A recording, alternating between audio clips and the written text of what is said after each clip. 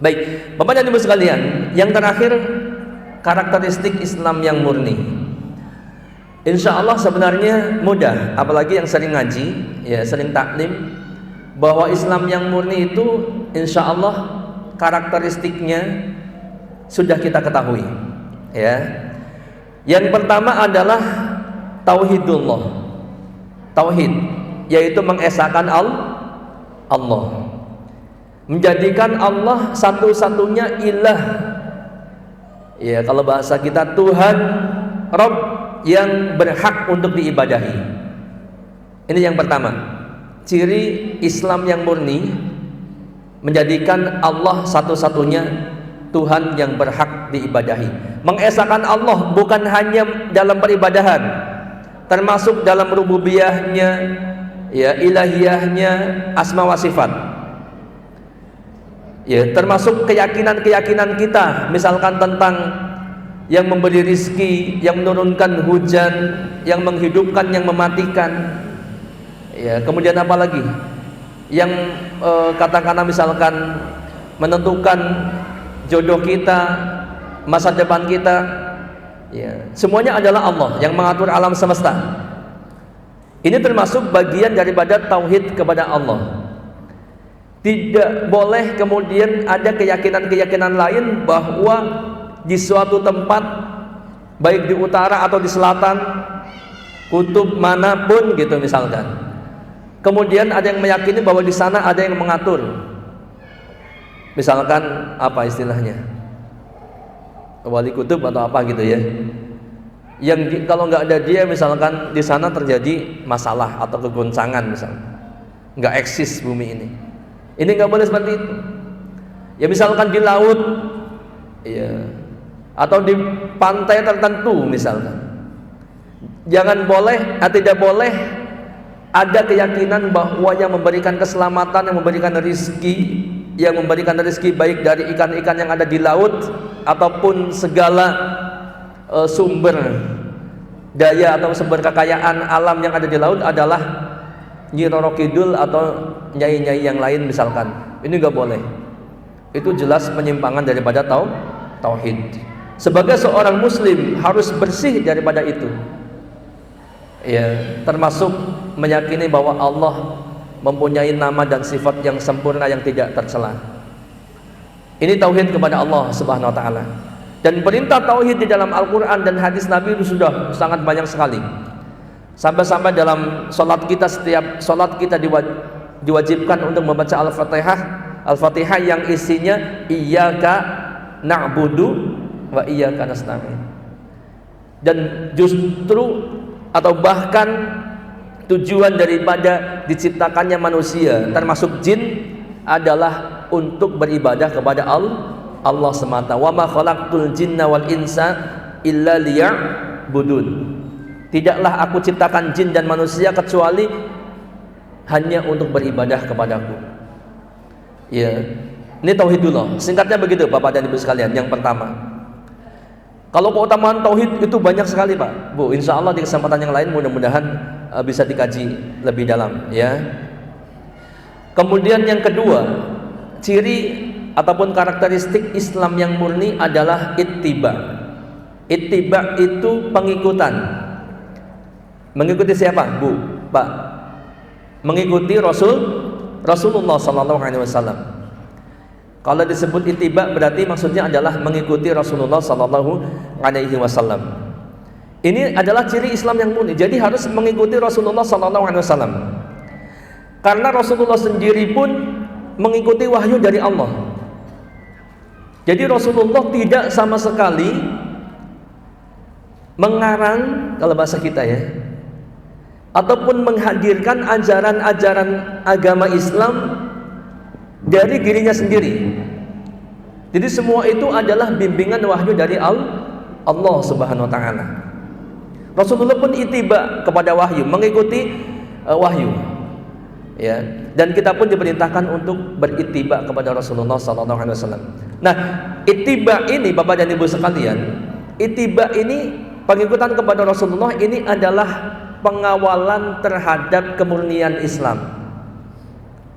Ya, ini Kalau nggak ada itiba, nggak ada pengikutan kepada Rasulullah, atau itibanya mulai tercemar atau terkikis, ya, atau usang, katakanlah mulai menyimpang, maka ini bisa dipastikan keislaman seorang pasti menyimpang. Bapak dan Ibu sekalian, nggak bisa keluar kita dari itiba mengikuti Rasulullah SAW. Suatu cerita, bukan cerita, riwayat yang jelas, ya, bahwa dahulu setelah diturunkannya Nabi Adam alaihissalam sampai, kalau nggak salah dikatakan 10 generasi, dari generasi ke generasi manusia itu berada di atas tauhid, hanya beribadah kepada Allah semata, tidak ada yang beribadah kepada patung, tidak ada agama-agama yang lain, kepercayaan lain selain beribadah kepada Allah semata. Ya, kemudian setelah itu terjadi, ya, kematian ataupun meninggalnya para tokoh-tokoh agama yang soleh, orang-orang soleh, gitu ya. Ada disebutkan dalam Al-Quran itu, ya, ada Wad, Suwa, Yagud, Ya'uq, dan Nasr. Saya sering dengar Wad, Suwa, gitu ya, Yagud, Ya'uq, dan Nasr.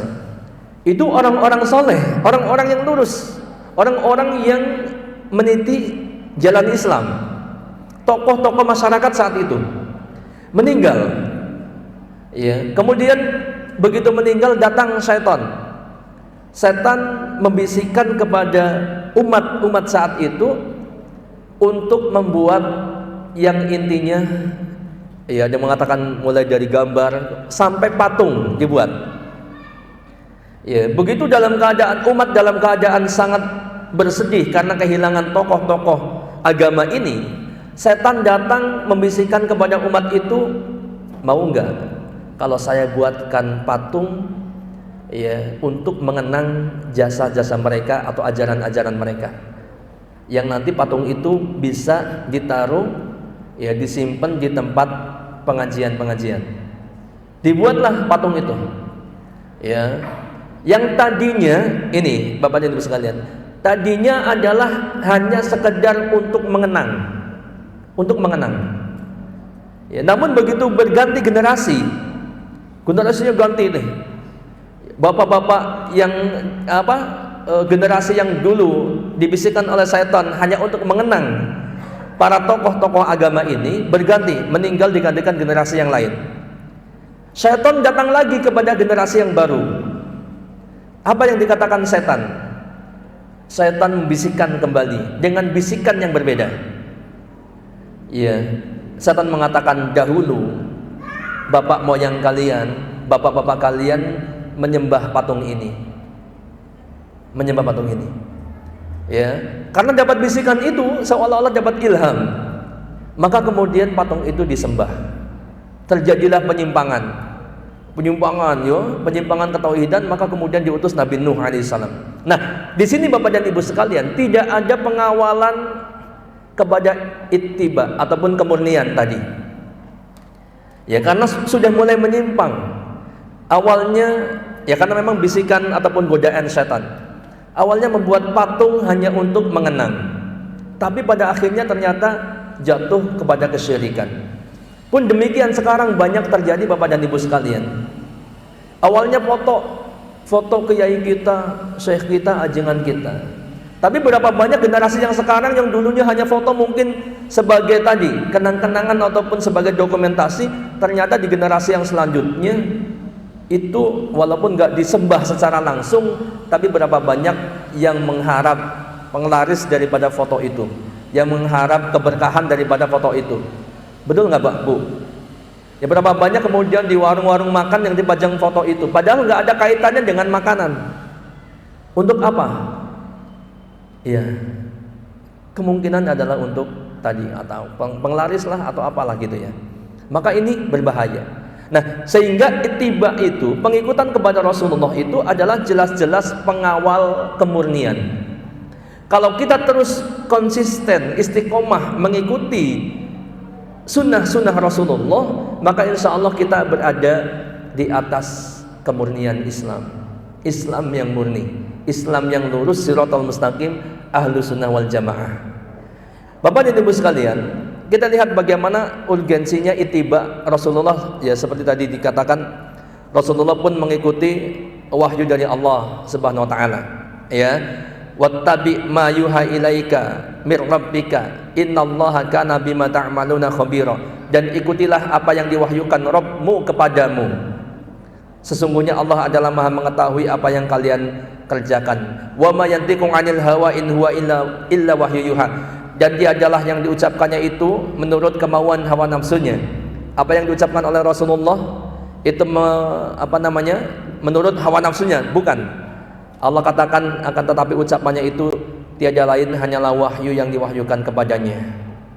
Ya, sampai-sampai Allah mengancam kalau Rasulullah menyimpang dari wahyu, membuat ajaran-ajaran sendiri yang bukan dari wahyu, Allah ancam Rasulullah sallallahu alaihi wasallam, walau taqawwala alaina ba'dal aqawil la akhadna minhu bil yamin summa laqata'na minhul watin. Seandainya dia Muhammad, perhatikan Bu, Allah keras kepada Rasulullah kalau sampai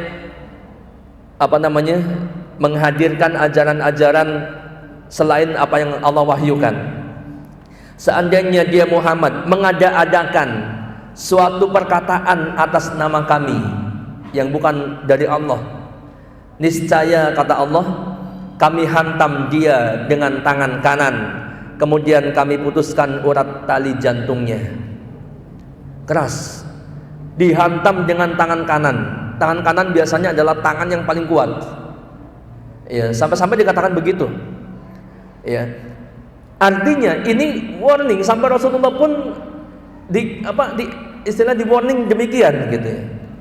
Jangan sampai kemudian Rasulullah mengada-ada, ya, selain daripada yang diwahyukan oleh Allah Subhanahu wa taala, ya. Nah, ini ringkasnya begitu, betapa ittiba kepada Rasulullah, ya, pengikutan kepada Rasulullah ini adalah pengawal kemurnian Islam. Jangan sampai kemudian kita menyelisihi atau meninggalkan ittiba, pengikutan kepada Rasulullah sallallahu alaihi wasallam. Itu yang kedua karakteristiknya. Yang pertama tauhid, yang kedua ittiba, mengikuti Rasulullah sallallahu alaihi wasallam. Yang ketiga adalah sumber yang benar dalam hukum dan pemahaman.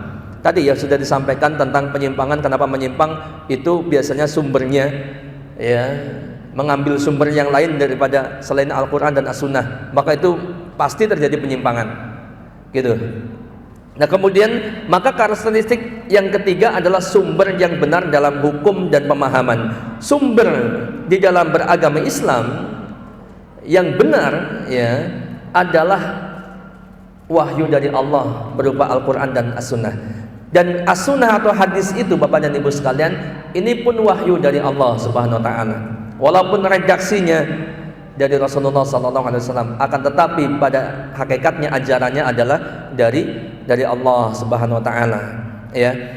Kita lihat dalam surat An-Nisa ayat 59 yang tadi disinggung, bahwa setiap terjadi perselisihan maka dikembalikan kepada Al-Quran dan As-Sunnah, kepada Allah dan Rasulnya, Al-Quran dan As-Sunnah, ya. Kemudian dalam surat Al-Ahzab 36, wa makana lil mu'minin wala mu'minatin idza qadallahu wa rasuluhu amran ayyakuna lahumul khiyarah min amrihim wa may ya'sillaha wa rasulahu faqad dhalla dhalalan mubina.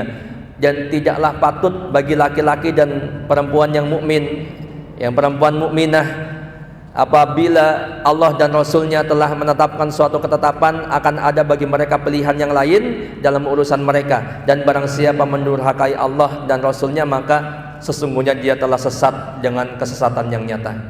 Jadi kalau sudah ada Al-Quran dan As-Sunnah, kita nggak boleh kemudian memilih dengan pilihan yang lain, ya. Kalau begitu, kalau kita memilih pilihan yang lain, Al-Quran dan As-Sunnah mengatakan A, kok kita pilih yang lain, ya, apapun sumbernya itu, ya, baik hukum apapun, kitab apapun, ya, selain Al-Quran dan Sunnah, maka kalau kita memilih pendapat yang berbeda dari ini, ya, Allah katakan sungguh dia telah tersesat dengan kesesatan yang nyata.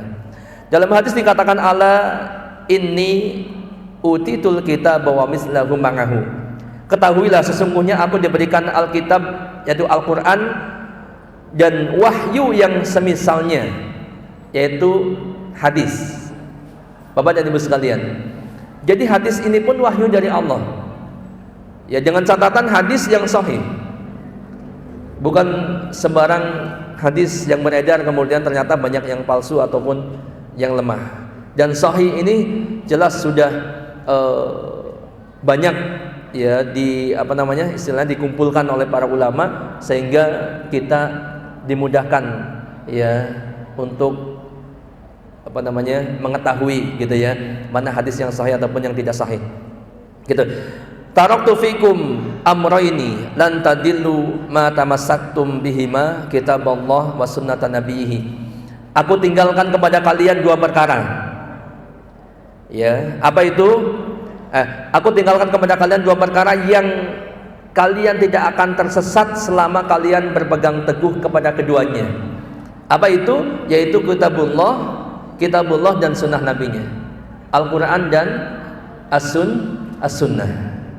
Nah, makanya jelas, jadi sumber dalam hukum dan pemahaman, sumber dalam beragama, yaitu Al-Quran dan as-sunnah. Ini kriteria yang ketiga. Nah, kemudian yang keempat, selain itu yang tidak kalah penting adalah yang keempat, metode pemahaman yang benar. Metode pemahaman yang benar. Al-Quran hadisnya sudah benar, akan tetapi metode pemahamannya juga harus benar. Yaitu tadi seperti yang disinggung, dalam penyimpangan orang yang menyimpang ketika tidak berpemahaman seperti pemahaman para sahabat. Maka metode pemahaman yang benar, yaitu yang dimaksud adalah mengikuti pemahaman para sahabat.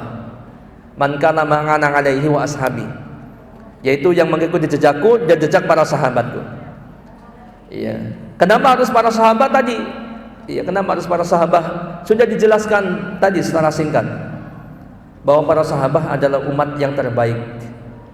Dan Allah sudah katakan demikian, Rasulullah pun mengatakan demikian. Bahkan Rasulullah memerintahkan kita untuk mengikuti sunnah beliau dan sunnah para khulafaur rasyidin, para sahabat yang mulia.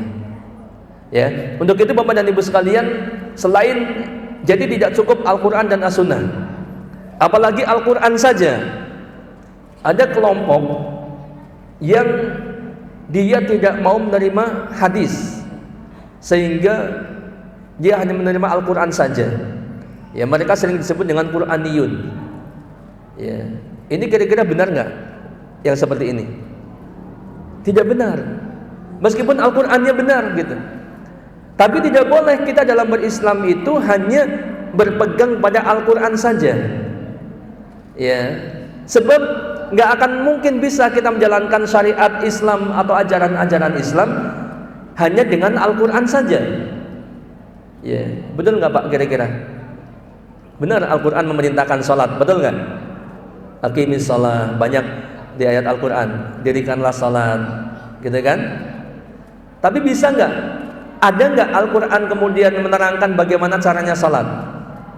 Atau sholat 5 waktu ini disebutkan subuh, duhur, asar, maghrib, isya, atau maghrib, isya, duhur, asar, subuh, duhur, asar, begitu? Ya. Kemudian cara-cara disebutkan dalam Al-Quran? Tidak. Dan banyak syariat ataupun ajaran Islam yang dalam Al-Quran hanya disebutkan global. Nah, kemudian teknis ataupun rinciannya di mana? Ya, harus merujuk kepada sunnah atau hadis Nabi. Sehingga pun tidak benar kalau ada orang atau kelompok yang kemudian hanya berpegang kepada Al-Quran saja dan menolak hadis Nabi. Ya, sebab Allah pun sudah mengatakan fa in tanaza'tum fi syai'in farudduhu ila Allah wa rasul. Ya, kalau kalian terjadi perselisihan di antara kalian, maka kembalikanlah kepada Allah, yaitu Al-Quran, wa rasuli, dan As-Sunnah. Kan begitu. Ya, sehingga sekali lagi tidak benar ketika seorang beragama hanya berpegang kepada Al-Quran saja. Nah, kemudian terlebih lagi kalau hadis saja sudah ditolak, sudah nggak diterima, apalagi perkataan para sahabat. Nah itu kan pasti lebih lagi tidak akan diterima oleh mereka. Nah sehingga ini jelas berada dalam penyimpangan-penyimpangan.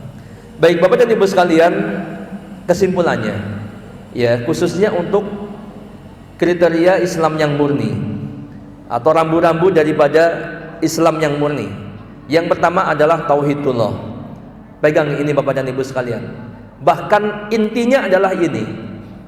Ya, selama kita di dunia ini hidup ya hanya beribadah kepada Allah, ya meyakini Allah yang mengatur alam semesta ini dan semuanya, bahwa Allah Rabb kita, Tuhan kita, ya, maka insya Allah ketika kita meninggal nanti kita akan selamat.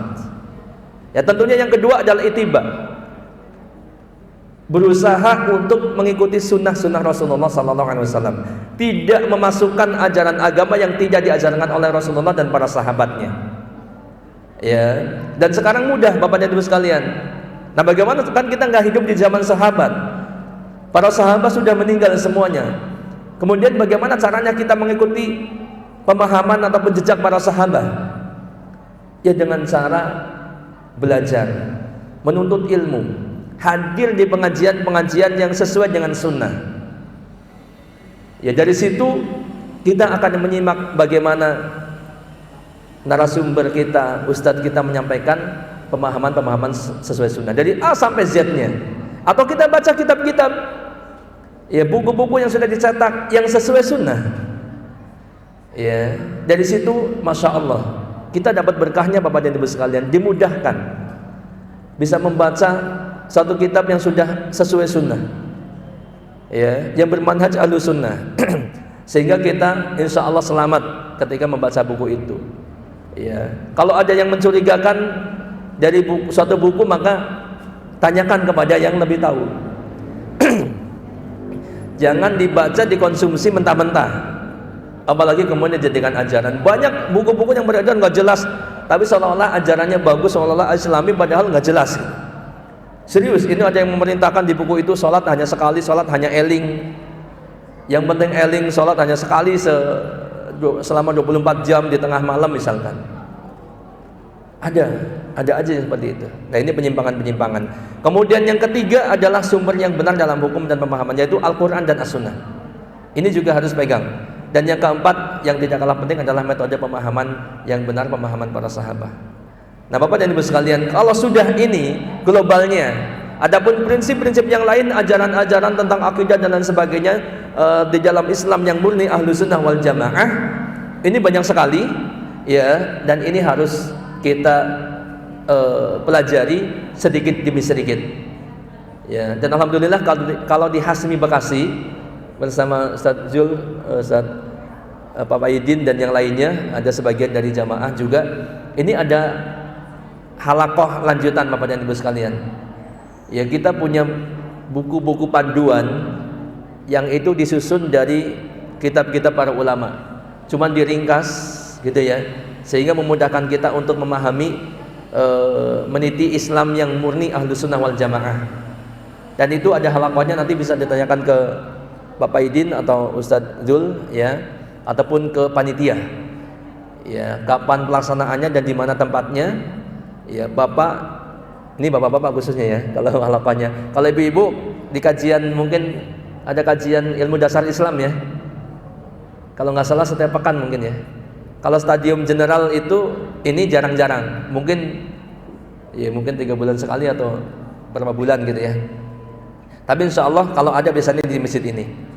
Nah itu bisa diikutin, khususnya bapak-bapak. Kalau kajian umum, ibu-ibu juga bisa. Ya untuk apa? Karena kita beragama itu berdasarkan ilmu. Ya berdasarkan ilmu. Nggak mungkin kita beragama dengan benar ya kalau kita nggak pernah menuntut ilmu. Ya terlepas bagaimana caranya kita menuntut ilmu, apakah hadir langsung atau menyimak di YouTube, menyimak di radio, ya, dan yang lainnya, atau membaca kitab. Tapi yang jelas harus menuntut ilmu. Maka ya Rasulullah SAW bersabda, "Thalabul ilmi fardhatun 'ala kulli muslim." Menuntut ilmu hukumnya wajib atas setiap muslim karena pentingnya itu. Nah ini Bapak dan Ibu sekalian, wallahu a'lam bishawab. Ini yang dapat disampaikan Bapak dan Ibu sekalian, sekedar pengingat untuk kita ya, yang sudah sepuh-sepuh walaupun agak bingung ya nggak apa-apa, insyaallah mudah-mudahan bisa dipahami Bu ya. Alhamdulillah bisa hadir, nanti kalau ada undangan lagi diharapkan hadir lagi, bapaknya, putra-putranya, cucunya dibawa sekalian ya, supaya sama-sama mendapatkan pahala dan keberkahan dari Allah Subhanahu wa taala. Ini yang dapat disampaikan, mohon maaf atas segala kekurangannya, saya kembalikan kepada MC kita. Terima kasih. Assalamualaikum warahmatullahi wabarakatuh.